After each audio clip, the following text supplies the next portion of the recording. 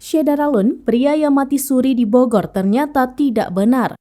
Terungkap fakta bahwa Urip Saputra berusia 40 tahun, pria yang berasal dari Kabupaten Bogor, Jawa Tengah berpura-pura meninggal karena terlilit hutang.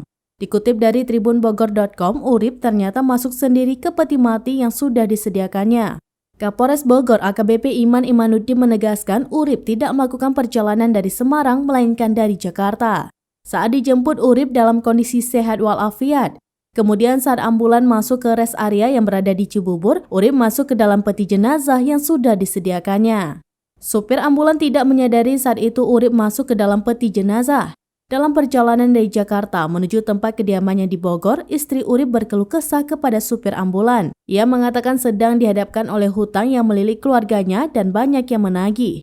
Dengan adanya kejadian ini, Polres Bogor pun mencium adanya kejanggalan, sehingga pihaknya terus mendalami meluruskan isu yang beredar di masyarakat. AKBP Iman Imanuddin mengatakan akan memanggil Urip untuk memberikan keterangan yang sebenarnya terjadi.